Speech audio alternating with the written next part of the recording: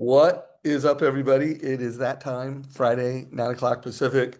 We are here to mastermind. We always bring in amazing guests. Super excited about a repeat guest, Kat. I am not going to try to pronounce her last name right now, but we will bring her on stage in just a minute or two. Let's start with Todd. Anything you want to say before we get into this call? Well, I'm super excited. I missed Kat's first appearance here with us on a Friday Mastermind, and I think it's such an important topic that we're going to be discussing today. And especially since I've got children, and we all have clients who are kind of in this boat with student loan debt. So this is going to be a must-watch conversation because I think you can be more valuable to everyone. And gosh, look at Deborah Bird's all dressed up today. What's up, Deborah?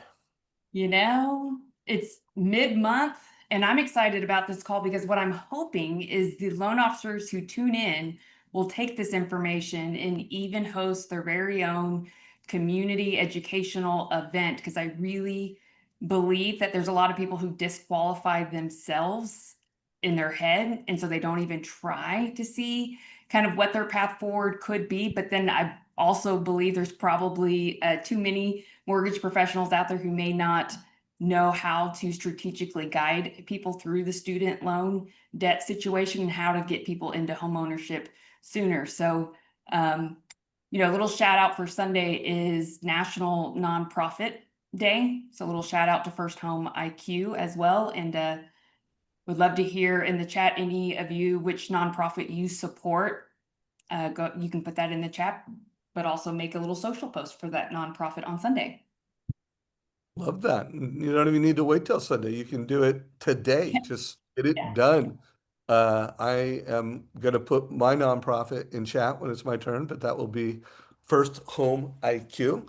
So I want to frame this call and I want to introduce Kat under some data and under some thoughts. So I just got home from the AI summit, and guys, I'm telling you, it was truly the most well-attended mortgage event. It was sold out. There was like 200, no, 531, I think Clayton told me, attendees. Two-thirds of them were mortgage executives. So the majority, 70% were executives, and then about a third vendors. And I'm telling you guys, it was standing room only. There were people like standing up in the back. I had a number of scheduled meetings with executives from a biz dev perspective during the event, which I do a lot. Like I'll miss content to have a meeting with someone. Every single scheduled meeting texted me about a half hour beforehand. I was like, hey, Dave, can we meet at the break? I don't want to miss anything. Every single one. So I had no meetings other than the breaks. So that says something. And then the following day, I had a mastermind with mortgage executives. So I had about a dozen mortgage executives in a room, and we had Clayton Collins, a few other people that had attended that event, and we were just unpacking, like what were the takeaways, what do we need to do, and and I actually had a call with Brian Hale yesterday. It's been posted on our YouTube channel just a few hours ago. I'm telling you guys, listen to this interview with Brian Hale. Like he had just got back from Western Secondary. I had just got back from this. And we really laid out some pretty bold thoughts around what the industry needs to do. So I'll put a link to that down below. But here's the frame for today. There was a statement said during the event, and I think there's a belief that it's a zero-sum game. Like there's X number of loans that happen per year, and as an industry, we compete for that zero-sum game of loans. And right now, it's whatever it is, $1.8 trillion market. So we got to deal with it. Guys, I do not believe that. And I think the data supports that it is not a zero-sum game. I did some AI research this morning, and the data says that there's over 8 million Americans that qualify for a home loan right now based off of today's rates. And that same data, we all know that when rates drop a 0.5%, there's like 2 million, 2.3 million people that unlock and become qualified. When rates come down a percent, it's like 2.5 million, or excuse me, 4.5 million. Still half of the 9 million that qualify right now. And you know why they're not buying homes? Because they don't They don't know what their down payment needs to be. They still, 60% still believe that they need a 20% down payment. Um, the majority of them think they need a higher FICO score than they really need. And then we're going to find out from Kat in a minute just how many millions of Americans have student loan debt they could be buying, they should be buying, but because they're either confused or they don't understand credit, they don't understand all this stuff, they're not buying. So we're gonna unpack the credit, student credit opportunity, and we're gonna give you guys some ammunition to go on the offense. Like my hope is during this call, you're just like, I'm getting data so that I can go on the offense in my database. I can go on the offense in social media in my local market. And I don't wait for rates to come down to sell more homes. I don't wait for rates. I'm going to get out and be a financial literacy warrior and bring the word. So, Kat, welcome to this call. LoanSense has been around for how long now? Been around for about going on 6 years now. Wow, I can't believe I'm saying that. I used to say 5 for a while, but yeah, we're going on 6 years now. So Yeah, and I yep. remember when you were just purely a startup, figuring out how to bring clarity to all these confused minds about student loans, and where are you at now? Like how many We different have folks are you helping? And then what is the opportunity from a credit student loan issue? we have thousands of LOs on our platform now across over 100 brands. So we've really come into the industry strong, and now we've figured out how to run data at the enterprise level for lenders to identify how to help borrowers when we can reduce the student loan and debt to income and send an automatic alert. But what was your question, Dave? How are we impacting the industry? Well, how big is the opportunity? Like how Okay, many the people opportunity. Okay, so there's are not buying 16. because they're confused? Okay, well, first of all, there's 16 million student loan borrowers in the prime buying demographic who are renting. 16 million. What we find, because we get tons of borrowers coming through lender channels, number one, a lot of them hey, I'm interested in buying, but an LO may say, hey, your debt to income is just too high to afford right now. You need to work on getting some of your debt down. And the LO is like using 1% Fannie Mae because they're not in a repayment, which disqualifies them when they don't need to. But essentially, or there's also people psychologically who can qualify, but they just feel too overwhelmed by their debt burden. Even though they qualify and have great credit, they're feeling fear. And so of this 17 million, I don't know exactly how many. We know they're renters that are in the prime buying demographic, but a quiz question I always like to ask people because it's very relevant is, what do you think the average age in which someone pays off their undergrad and grad school debt? What do you think the average age of payoff is for the average So person? real quick, guys, I want numbers. I want people to take a guess. Deborah Bird, I even want you to guess. Be so bold. Todd, if you want to guess, put numbers in. So 55, 51, in their 50s, 35, Tom Reagan. Come on, I guys. We got love like it. 50 plus people on here. 50, Oh, 36, 48. Um, never, never. I love it. never. That's easy. So Todd took the high. They, I'm they, gonna they die say before they pay off. I'm gonna say 53. What is it? Okay, well, it's 44. Today it's 44 and it's risen by 2 years over the last 2 years. So it's 44 right now. And that was when the government put everybody in a standard repayment of 10 years. This one big beautiful bill is making it so now student loans are stretched from 10 to 25 years, with the income driven plans being eliminated and only forgiveness after 30 years of payments on an income driven plan.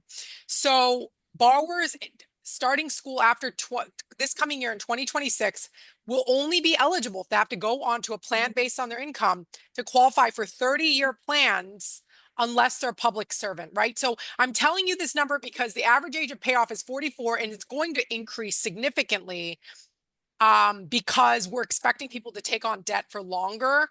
The largest growing balance in the past have been parents taking out debt for their kids.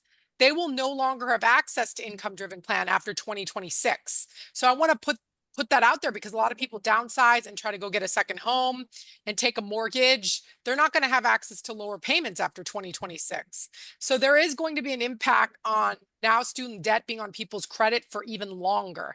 So I just want to share that stat because it's 44 now. I expect it to continue to rise as student loan plans expect people to be paying for 30 full years now, not 10 anymore, which is So, crazy because it's turned into a mortgage, right? So I just want to so, say that. so think about this, guys. The average age of a first-time home buyer, according to NAR, in 2024 was 38, and the average age of paying off student loans was 44. And then right now, uh, I don't have anyone to quote on this, but I've heard multiple sources say that in 2025, the average age of first-time home buyer is going to be like 42-ish. So I think it's safe to assume that kind of having the code, being a great leader, bringing financial literacy to your local markets, it's around down payment because there's so much confusion around that. It's around credit and it's around student loans. And if you can truly be like the light and effectively and efficiently communicate with your database in your community and use social media around those three things, you could unlock 9 million consumers in America into buying their first home younger and faster. What are your thoughts on that, D-Bird? Let's actually go around the room real quick because Deborah, I know you're pretty passionate about this. You were a founder friend of First Home IQ. Any thoughts you have? I think we really have to change the messaging and the narrative to reach these first-time home buyers because I do think the American dream is shifting for them a bit because they do value the freedom and flexibility of travel. And too often in our content marketing, we always show people buying homes who are either married or having kids. So when you also look at the average age of people having their first child and getting married, those have also like drastically increased. And so I think if we always associate those together, well, then of course it's hard for these younger individuals to ever vision themselves buying a home because to them, they're thinking this is a 30-year commitment and I'm not ready to get married and have kids yet. Not to mention just the gig economy works. I think the way that we reach these individuals has got to be different and we need to really be intentional with our content and our graphics so that we reach them and touch them in a way that's not like the way we've always done it traditionally. I totally agree with that. Todd, as a founder and board of directors of First Home IQ, what are your thoughts on that? I think there's a couple of things. One is I feel like you got to change the narrative a little bit because they're used to seeing all these beautiful homes. And I really love that. I talked to a realtor friend of mine's 19-year-old son who's recently married, has a kid, and wants to buy a home. And his parents live in a really nice, brand new home that my team financed for them. And he's thinking he's going to buy this beautiful home. And he left the conversation realizing, you know what? I probably am going to need to drive 30 minutes further to work than I want to. And I'm probably going to have to consider a manufactured home. But you know what? I understand the power of home ownership enough that I think that's what I'm going to do. I'm going to buy now. I'm going to use that as my first rental. And so it was kind of a reframe of what he had to do. I think that's number one. And then number two, we talked a lot in this community, maybe it was a year ago, a little over a year ago, about parents helping their kids more. And at that time, my mindset was it's going to be really hard to convince parents that they should help their kids now, right? I love the book Die with Zero. It really is reframed, really how I view money and what I'm doing to help my kids and what I won't do to help my kids currently. And one of the things I've really noticed with with our mortgage team is the number of parents that are willing to help their kids with pretty significant down payments to be able to buy a starter home that has an affordability piece that matches them. And it's been really fascinating to watch. And it's kind of interesting too, because I don't necessarily have data on it, but it's my perception is that it's a lot of them are where the parents are immigrants to America and they want their kids to have a better life than they had. So it's really fascinating. Those are kind of the two things that I'm seeing. One is you got to reframe what that first home looks like. And two, maybe there are more parents who are willing to help their kids. I don't think they're willing to get cash out of their home and take on additional debt, but I think they've got money sitting, in the bank making 4%. And they're like, you know what, I could maybe help my kids out with this. All right. So, Cap, before I come back to you with the next question, Deb made a really good point in that we need to kind of like rethink how we message this, especially to the 20-ish demographic. I'm gonna play a little less than 1 minute video. It's something that Sean Herrero recently put on Instagram. And when I first saw it, I was like, I won't say I didn't like it because I liked it and I laughed, but I've played this video now a number of times to different audiences. And literally, when it comes to like the Gen Z, I had a few people just like lose it. Like they laugh so hard at this that like they lost it. And so I'm going to play just an example of what it might look like to vision cast homeownership to a younger demographic. So again, just one idea. And then Kat, when you see this, he's going to talk about like how it was a financial, like money matters and look at what you could be from a net worth perspective. But I also want you to think about, hey, how can we inspire people on this call to create content around student loans and like almost another version of this, but let's make a version where it's around student loans. So let's check this out real quick. And then Kat, I'm going to get your opinion. What up, fam? Today is a special day. I just became a homeowner. I was super nervous, but this dude, Adventure Lender, showed me something that blew my mind. So I'd been renting my apartment for $2,800 a month and always just thought of it that way, $2,800 a month. But this dude takes the time to build me a personalized buyer's guide site and shows me that over the past 3 years, I had spent over $100,000 in rent. He showed my realtor how to get the seller to cover my closing costs, and I got into my house with just $15,000 out of pocket. Chat, this is my favorite part. That $15,000 initial investment turns into like 90 grand in 3 years with 4% market appreciation and my loan balance going down with each payment. I'm so stoked I hit up Sean. You should too, just to start building your plan. DM him on Insta. See y'all next time. So what you think, Kat? I think that LOs are always great with the numbers, especially if they're mortgage coaches, right? I think that it goes to the post I posted earlier. If people already have debt and they feel like what we see a lot from borrowers, especially who've been declined or working towards homeownership, they feel like I already have a lot of debt. I am unsure because I also want to travel. I might not have kids yet. I have other goals. Homeownership is something for me in the future. That's how a lot of people think about it. So I think when we talk about vision casting, I think it's very similar. We talk a lot about knowledge. I know I need to eat five servings of vegetables a day is great. I know that going to the gym 3 times a week is great. It's not that I lack knowledge. It's that I haven't envisioned for myself, creating a vision board. What do I want my retirement years to look like? I want to be able to hike, walk, be healthy. I want to be a good example to my son. Like, what is the vision of me to inspire me to go to the gym 3 times a week and eat 5 servings of vegetables a day, right? So I think it's with a lot of borrowers who aren't ready, it's like asking them, what is your vision for the future? If they say, I want to travel 25 countries in the next 2 years, then you could just frankly say, hey, it sounds like let's catch up after you do that. So but the point is like people might have different goals, and helping them envision what does the future hold for you.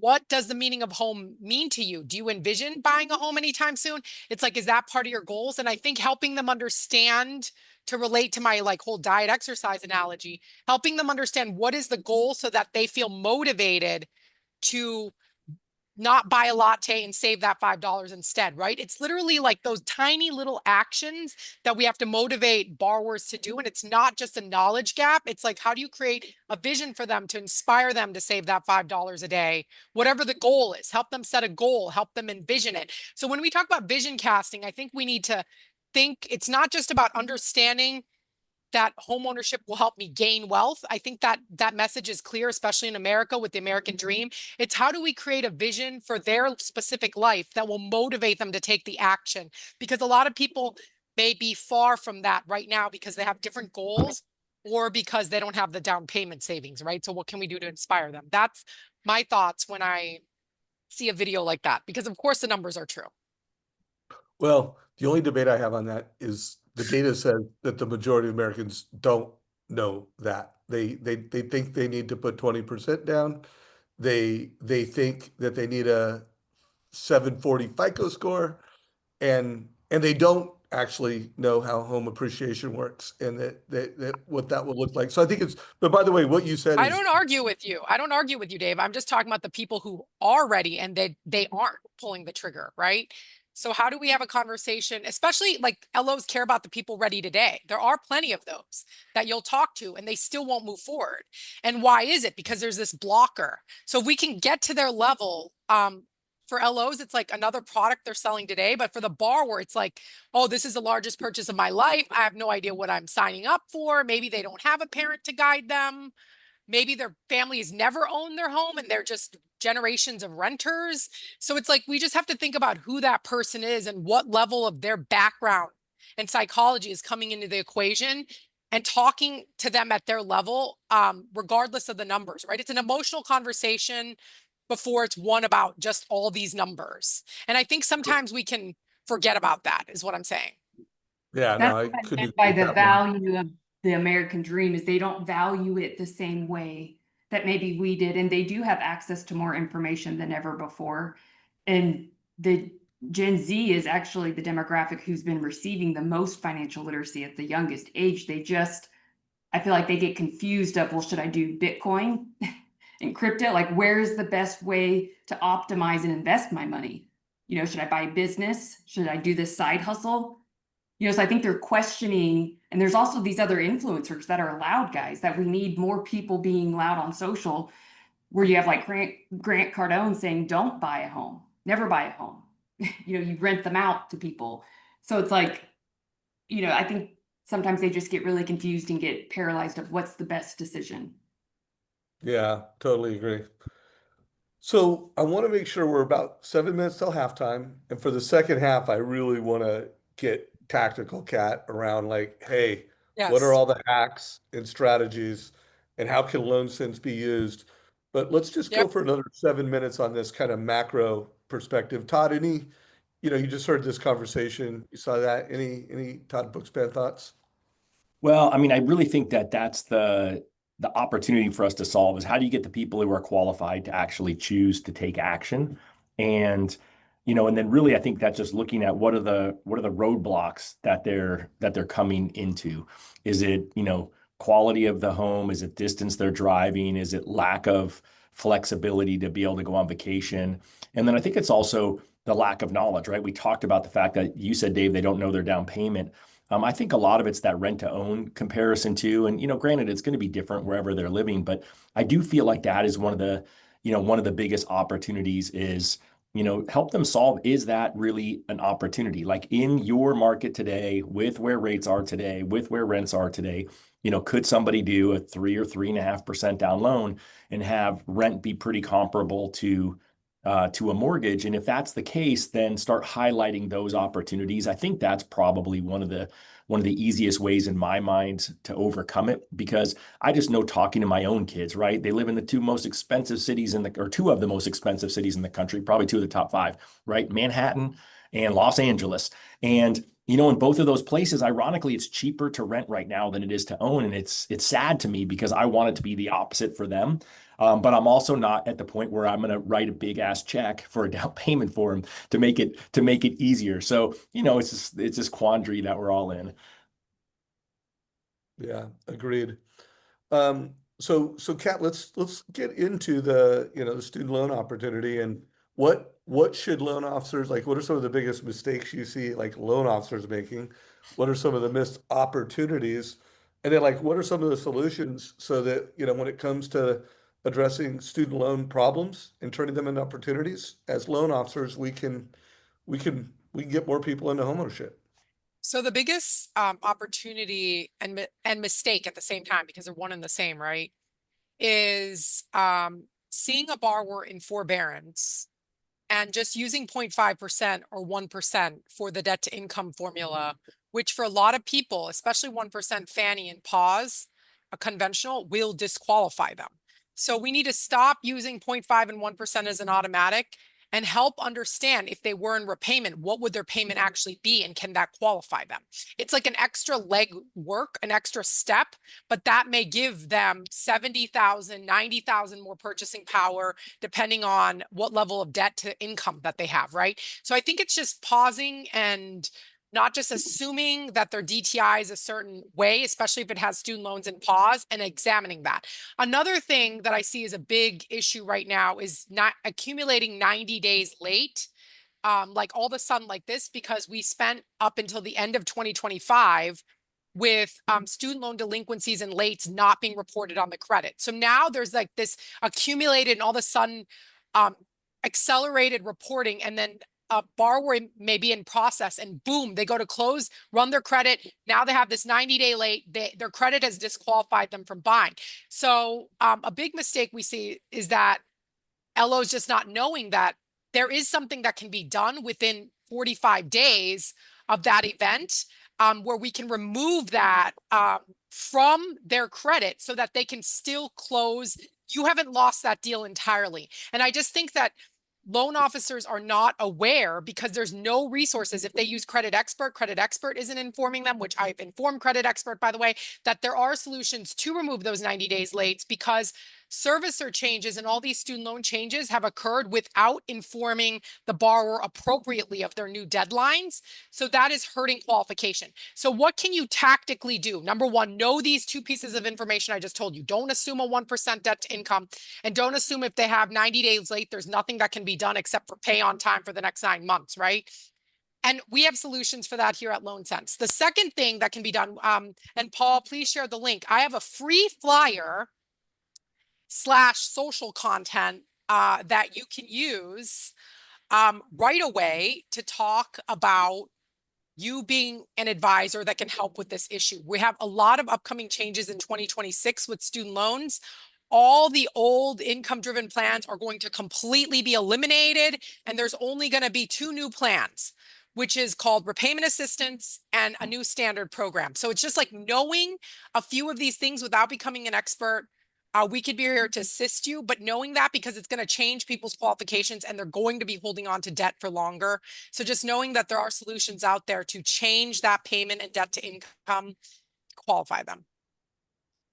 By the way, but Paul, if you want to chat the freebie for everybody, I would love for you to, it's a Canva piece. You could put your logo on it, do whatever you want with it. We have libraries of direct-to-consumer webinar content, just like First Home IQ, to address this. If you want to talk to this audience, because again, there's 16 to 17 million estimated that are renting, that are in the prime purchase demographic.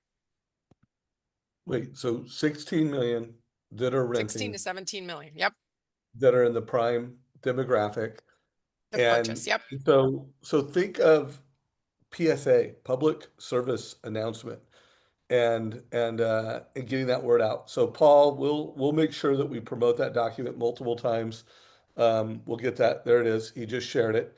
We'll promote that again at the end. I want to make sure it's working right. And It's a Deborah Bird, bit.ly, just so.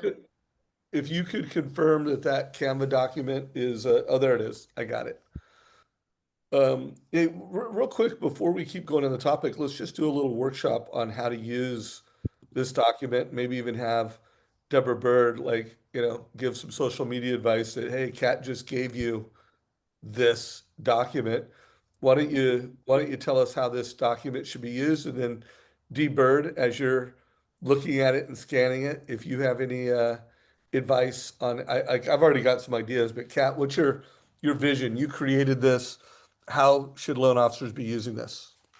Yeah, somebody in my marketing team, but basically how is it, you can duplicate it.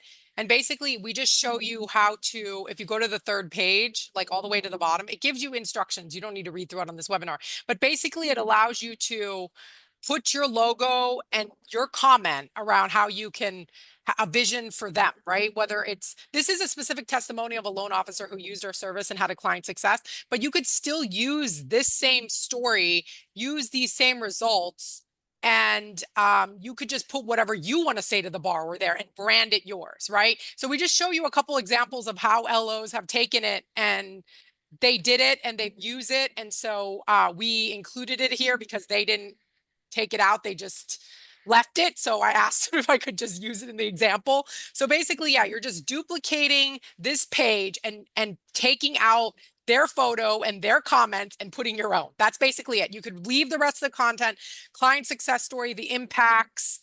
And by the way, you can also get your own link for free. We have products, we have calculators, we have tools you can even put on your website, all free to LOs. Individual LOs can get it all free at lender.myloansense.com. And you could have your own links that when a borrower comes through, you will be notified. So if a borrower comes to calculate the reduction in student loans, you'll be notified and you could put your own link at the bottom of the page. So there's just 3 customizable things about this flyer. Again, we do loan officer level webinars and info sessions every Wednesday. Happy to go over it and help you customize yours as well. Paul, if you want to put a link out to that as well, if people have questions on this and some other assets, of course, that we provide. I think it's probably a good opportunity for you to explain, Kat, exactly what LoanSense does for loan officers. Okay. Guessing that not everyone here understands all that you guys offer. Okay, so basically what we do here is we reduce people's student loan payments by getting into different federal programs. 90% of people have federal loans. The ones that have private will give them a link to a state-backed, municipal-funded student loan program that's private. Again, the minority have private loans, but we basically reduce student loans, improve the debt to income, and get them the documentation for mortgage close that's completely guideline compliant. Freddie, Fannie, FHA, USDA guideline compliant. So let's say somebody has 100,000 in debt. You're using 1%. That's 1,000. The government says their payment is actually, they can only afford 200 a month. Well, we get you the documentation to use 200 towards their debt to income instead of the 1% Fannie Mae of $1,000. That $800 reduction can boost affordability by $80,000, $90,000 for their home. And that's what we do at LoanSense. We give you tools to demonstrate that. Hey, if you reduce your payment by this much, how much more home can you afford? We give you those tools for free. You sign up at lender.myloansense.com. It also generates consumer-facing links for you to put in any content that you post. And if you follow me on LinkedIn, if you follow me on YouTube, I'm producing videos every week that you can even use if you want to. You can literally just take what I say, copy me, and say it yourself. Like, I welcome that any day. I'm releasing student loan updates for a borrower every single week. So follow me on YouTube. You'll get your content, regurgitate it. It'll be perfect. Cool. D Bird, anything you want to add so far? No, I love that flyer that you shared. And I will say, I always believe that your client should be the hero of their story. And if you could interview your clients or showcase a TCA of the week or a wealth win of the week or a home story of the week, make them the hero of their story and connect the dots of what was the challenge that they had and how did you solve it and what was the benefit. And had they not made that decision, what would it had cost them on the average wait time that people typically rent, which I believe is like 11 years is the average time that people rent. So like, what's the real cost of that decision and the opportunity cost? So include in your content, guys, at least one relatable story told from the perspective of how your client is the hero. Because when people land on your social feed, here's what they're thinking. Have you helped someone like me? And have you helped someone like me recently? That's what they want to know. Like, whatever you say your brand promise is, they're thinking, prove it. So show me real evidence of how you've utilized LoanSense to combat this, narrative that some first-time homebuyers have of not being able to qualify because they're in too much debt. Well, this is how you help reduce debt. Love that. So Todd, where do you think we should take this? We're like halftime, where do you think, what else, you're a leader to loan officers, you've got your own people on your own team. So you are, while you're not running the branch and running loan officers, you're pretty damn close to it. What are your thoughts? Well, I already put on my to-do list to have my loan officers go to lender.myloansense.com and sign up, because I realize that they're not giving the best advice to clients on how to qualify properly. Because even, anytime that someone can reduce their debt ratio. It gives them choice with how they direct their funds. You know, obviously we're here to talk about how they can use it for home ownership. But maybe for them, it's the opportunity to invest sooner, right? I'm a big believer as I kind of review my wealth stack that, you know, it's the assets up front now that I'm stockpiling, let's just call it, that are going to have a big influence, you know, a big influence on my future net worth as well.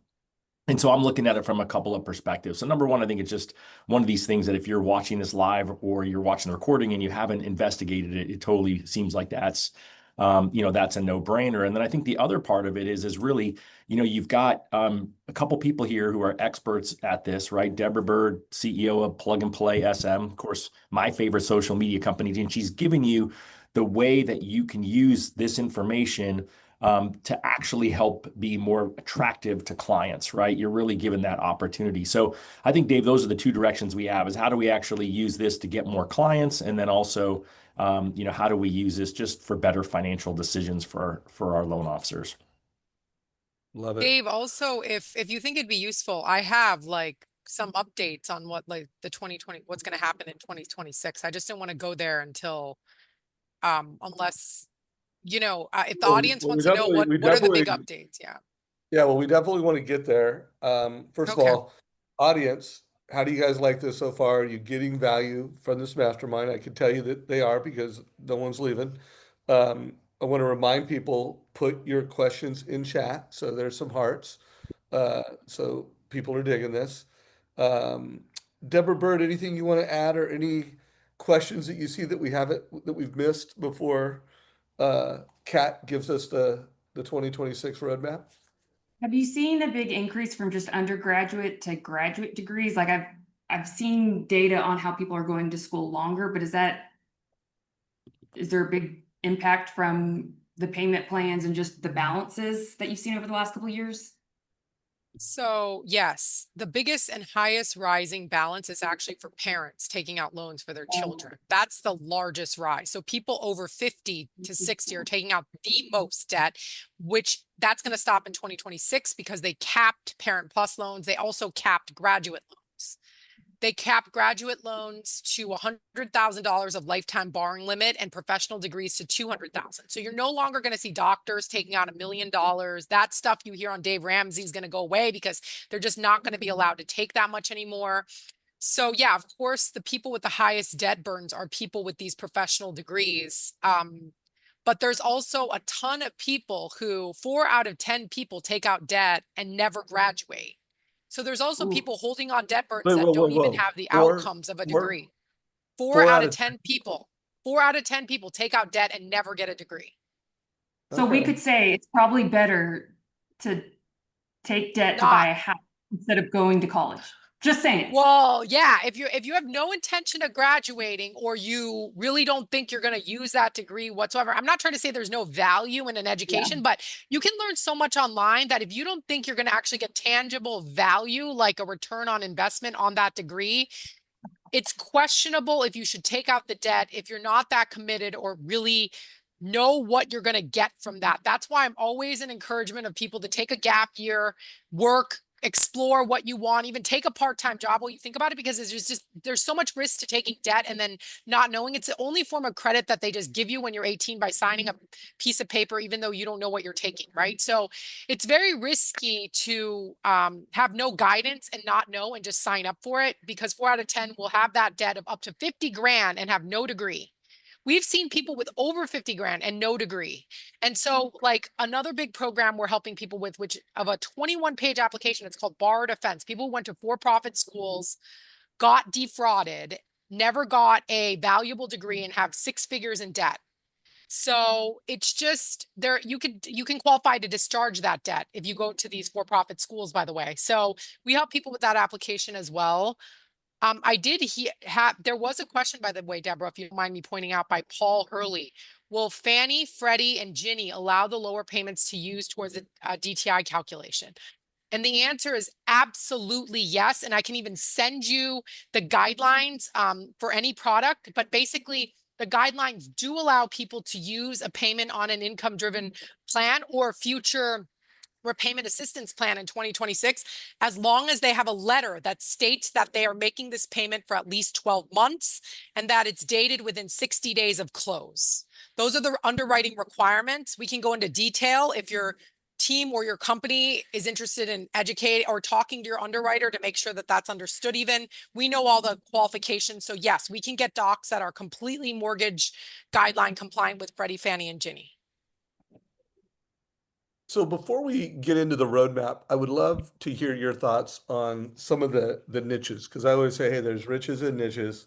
And if I'm a loan officer and I want to lean into some niches where I could remember, it's not a zero sums games, guys. Like, it's not like there's just X number of loans to be done. And for realtors in your local market, X number of homes to sell. If you are effective at inspiring, educating, and enlightening people around the misconceptions they have. Remember, down payment, credit, and student loans, which, by the way, at First Home IQ, we've got a great partnership with LoanSense, and we help you do that. Uh, Here at Trust Engine and Mortgage Coach, we help you vision cast the numbers for them. But what are some niches? Like, we got a room full of mortgage coaches. We also have a lot of First Home IQ ambassadors on this. What are some niches that they should go after? Cat, niches. Oh, you're asking me. I'm sorry. I didn't know if you're okay. So first of all, a niche implies small, but I would say that I think just if you're a modern mortgage lender, that means obviously being technology savvy, but also communicating with people in channels and ways they want to communicate. If they prefer to communicate via text them. If they don't want to Zoom you, don't force it, right? That's a huge thing we see with younger generations. Third, so I'm just talking not even about niche, but as well as if whoever you work with, like matching them where they're at is also really helpful. I don't think of the student loan borrower as a niche as much as I think about what is the next gen home buyer. This is a big First Home IQ topic too. What does the next gen home buyer need from the industry? And I think it's more than ever because of AI and digitization, we need ways to build trust. And the way to build trust is communicating, hearing them, communicating with them the way they want, and also talking to them, because an AI chat bot will never ask them, hey, what are your goals, right? What do you hope to achieve? What do you envision of your life in the next 10 years? What does that look like? Is it traveling? Is it doing a remote job, traveling the world? Is it starting a family? Not that they know those answers, but I think meeting the next gen buyer where they're at, asking them their goals. And so even in the buying process, right? Let's say their goal is, I want to get a house that I can hack so I can have someone pay my mortgage for me. And then they start shopping, right? And they go get this super fancy house. And you're like, wait, that doesn't align with what you said your goals were. Like, you are going to set yourself apart just by knowing their goals and helping them stick to it, even if they're not ready to buy today, and having a re-engagement conversation. Then it's not like you calling up and saying happy birthday, like a lot of LOs send out these automated emails. It's you being like, hey, how are your goals towards traveling your 20 countries? How's that going? You have a real basis to build a relationship and have a conversation, even if that's via text message, automated. The point is we can personalize that communication the way they want to hear, get down to hearing what their goals are. Like, maybe it is to invest in crypto, like Todd said, right? Or Deborah said, but whatever it is, it's like hearing them and meeting them as a human in the channel of communication. And it's just doing things that the next generation buyer will deem as trust building rather than somebody trying to sell them a product, when that is not maybe what will compel them to get ready for home ownership, right? Or to say yes to you as their LO, with people rate shopping and all that good stuff. So I know I said many, many different things, Dave, but I don't think of the student loan borrower as a niche as much as I think being a modern borrower to the next generation buyer and just meeting them where they're at. Cool. Well, If that makes sense. That makes sense. It's your answer. Well, we are in the fourth quarter now. Let's make sure we don't miss out on what's coming soon. Todd, you be ready to do your win by noon close at the end, and Deborah Bird maybe be thinking about some of the things you've heard today and giving, like, hey guys, this is what I do with my database. This is what I do with social media. So we close out with some really tactical stuff. What's coming soon? What's 26? look like? Okay, cool. I'm going to screen share what's 26 looking like right now. So let me pull it up if you don't mind. I'm just going to hit share right now. Let me know when you see it. Sorry, We'll tell you navigating. I have to do window view. all good. Desktop 1, no, desktop 2. Okay. Okay, do you see this? Does everybody see my I window? do. Okay. I do. Okay, so 2026, why this is so important is because loan officers have been saying for decades, like get on an income-based repayment, right?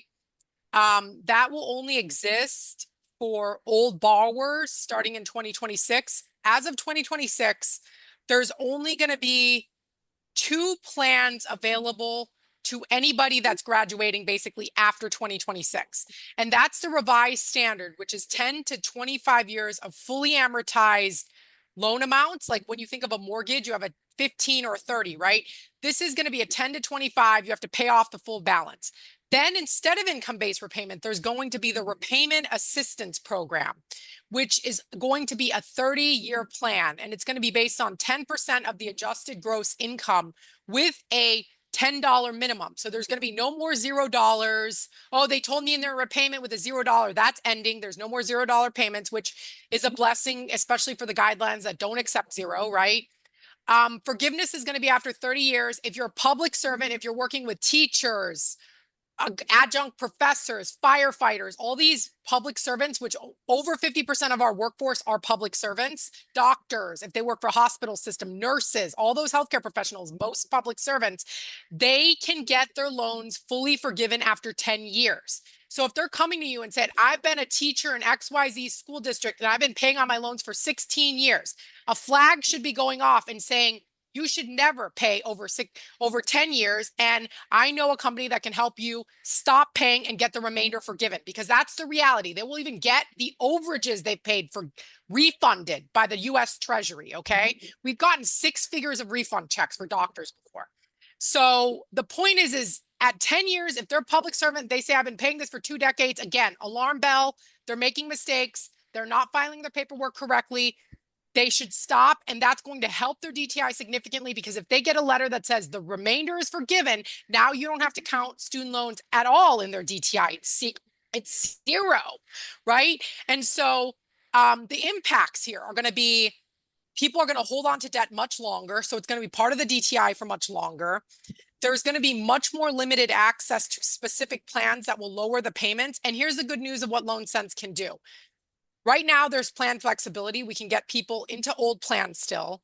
Number 2 is we can use old proof of income from 2 or 3 years ago. It's legal to reduce their payments more than if they just did it themselves. Okay, so there's things that borrowers who are coming to you with high DTI can do today that they may have a harder time doing after 2026. So if they're in your pipeline, we can even have a script. If you pulled their credit, you saw they have student loans, we can even give you email template scripts to re-engage them, because you have a real opportunity to have a meaningful conversation to maybe bring them back to the buying table now, when that they as a first-time buyer can actually compete for a home, right? Relative to when interest rates go down. So people are just going to hold on to debt much longer, and we're going to have a much more limited options for them. So I know I talked a lot, so I'll pause for questions. Yeah. Any questions from the audience? Any questions from Deborah or Todd? Todd? It's truly fascinating, right? I mean, I think you all need to be aware of these things. I mean, our value as a loan officer in 2025 and going forward in a world of AI is our knowledge. And this is something that's going to be so critical in helping such a big percentage of your clients going forward. And then think about that. If you can get that person that Kat just talked about, that teacher who's been paying for longer than they have to, and they can actually get money refunded and stop paying on those loans. I mean, you've got a client for life when you're able to do that. So this is just one area where I feel like as a community, you're all probably good, but not as good as you need to be. Roger that. That is for sure. All of us need to be better. So Kat, anything else? I mean, you came prepared, you came planned to share some things with everyone that you thought everyone needed to know. Anything else that you had planned to Yeah, share? yeah. I just want to say, we don't expect and we've seen it over and over. No LO is going to become an expert at all these federal, like mortgage is enough of a cluster. You don't need to become an expert now at student loan policy. Just know that us here at LoanSense, whether you sign up at lender.myloansense, I did put a link in the chat to come to our demo call. How we support our lender customers, especially at the enterprise level, whether you're not or your broker, it doesn't matter. We could talk on that demo call. Is we don't expect you to be an expert. If you're going out and doing community events, I just want to show you one other thing we do is what we do is we don't expect an LO to become an expert. What we do is we give them a handout, a material that when they talk and say, hey, if you think about affordability issues, we have a ton of LOs that get gigs to speak at, employer groups, hospital systems, university systems, like all these different places. We have a textable number. And as long as they identify like what brand they're coming from, you don't have to become the student loan expert. They can text us and start with at the brand so we know where they're coming from, right? And if you work with us and you let us know, hey, I have a huge seminar, I'm going to have 500 nurse graduates at this workshop and they all have student debt. I am not an expert. I need spot help here. This is an amazing resource. Like they can text us their questions while you're doing your seminar. If you don't know the answer, we can answer them. And so we're like a champion here to help you, not just help people get more information, but you can be that connection and point to nurture that relationship. We have tools, products. You can continue the conversation with them, but if they have student loan specific questions, we can answer them. So I just want to share this. If you want to learn more.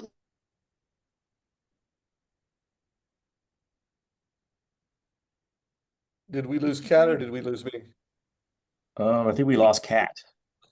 So just to All right. clarify, the program set right now, those won't change after 2026. You just won't be able to get those repayment options at the start of 2026, right? Like the current plan doesn't dissolve and you have to go to a new one. Is that right?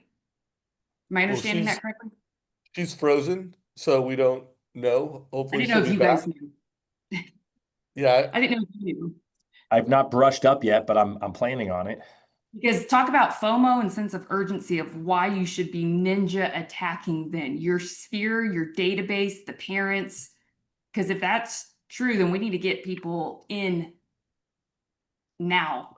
Like it's blood in the water, shark season, let's go, yeah. No, we'll find out. Let's maybe if you could, Deborah, text her. You're in the loop Okay. with that, and let's get an answer, and then maybe she'll be back. Todd, let's do the win by noon close right now and tell people how to take action on this. If anybody has questions before we run out of time, put them in chat. I think I put a link to the Brian Hale interview. If I didn't, I will put that link in right now. Make sure you check that out, guys. Make sure you share that to your management team. If you're watching this, like this interview and podcast I did with Brian Hale yesterday is fire. Like every executive needs to hear this thing. So I would say a couple of things, right? Number one is that I think you all have an obligation to go check out LoanSense and see how it can help your clients. Number two is that if you are someone who's got charitable spend and is thinking about spending for charitable whatever day Deborah told me it was, support your favorite chair, your 501c nonprofit day, we would certainly be honored if you would go to First Home IQ and hit the donate button, whether it's $10 or $10,000. It would be a great opportunity for you and a great opportunity for us to make that money go a long way in this journey. And then I just want to call out Deborah Bird because if you're not following, quick, go ahead. Before, I'm sorry to interrupt you. I just don't want to go back to that First Home IQ. Guys, this is the mortgage industry's nonprofit to bring financial awareness to America around you can buy your first home younger and faster. You can buy your first home in your 20s. Everybody can. They just need the education, they need the resources. They might need help with down payment. Well, we have the CEO of Down Payment Resources and the board of directors they need help with credit. You know, we've got the best leaders, the best advisors, and every dollar matters. You know, like totally like $10 is great, $100 is better. We do have $10,000 donations that we've received from CEOs and companies, but you know, anything matters. So again, if you do donate money, please consider First Home IQ. We'll put a link down below. There's a place where to donate. And if you want to be part of that mission, you know, jump on the wagon. So sign up today, donate tomorrow. Let's go. Todd. I mean, not to And- mention you could send it to your list of self-employed borrowers who may need the tax deduction Yeah. as well. And, So and don't it's a forget good about that, brand guys. message. Hey, I'm supporting this financial literacy nonprofit that helps your kids buy homes Right. sooner. Check it out. Yes. All right. Yeah, so Todd. I mean, the bottom line is this: I was complimenting Deborah on her. You know, she gave you a good frame of how to be positioning your clients, and you've totally upped your advice on social. So if you're not following Deborah and Plug and Play SM, I would encourage you to do so. We've got Kat back on here on her phone, so we're glad to see you made it back. Whatever computer glitch you had, or any closing things you want to make sure that you say before we sign off for the day. Sorry, I have an electric, I have a electric outage. It just like everything in the house went off. So I'm sorry. I'm even joining in the dark from my cell phone here. No, nothing. We just want to help as many student loan borrowers achieve their dream of home ownership. So whatever we do to support you in that, let us know. We're happy to help, you know, and we have a lot of materials through First Home IQ as well. We have special codes for access to a specific part of our product and program for First Home IQ ambassadors as well. So I just wanted to put that out there since I know you all are big supporters. But yeah, if you have any questions, you could reach out to lender@myloansense.com. Happy to answer any further questions. But yeah, that's all. Thank you for the opportunity of joining the mastermind. Yeah, no, we really appreciate you, Kat. And Todd, close us out, buddy. Well, you know, I think as I said, I gave you all some homework, right? Is obviously go check out LoanSense, up your game. Two, I mean, we've already said it a number of times, but you know, certainly, I love how Dave frames it as the mortgage industry's nonprofit, First Home IQ on Nonprofit Day. We want you to support whatever your favorite nonprofits are, but if you have multiple nonprofits where you're going to be directing your spend to celebrate that day, we would be super grateful if you supported us. And really, as always, you know, you invested time here today, and I think you should be happy that you did that, but you should be unhappy if you don't actually take action with what you learned. So this is just a great opportunity to go out there and educate others, educate yourself, spread the word, and let's continue to move the positive things that Dave and I and Deborah have been doing here in this community for the last 8 years, 9 years, whatever we're at, since 2016, Dave. Yeah, no, it's been a really good ride. We appreciate everybody. Again, First Home IQ, there'll be a link down below. I just put that in chat. Click on it, $10, $100. Just get on the mailing list, take the quiz, you know, be part of this mission. Follow up with Kat. She told you she's active on YouTube. Hopefully you subscribe to our YouTube channel. Recommend you subscribe to her YouTube channel. Share her content with fellow loan officers, with executives. Let's get the word out, guys. We know that lack of education and empowerment is holding back tens of millions of consumers and families from just making the best decisions for their well-being in America. So let's get the word out. Kat, you're the bomb. Appreciate you. Todd, appreciate you. Everyone, this is a wrap. Take care, y'all. All right, good seeing y'all. Have a great weekend. Cheers.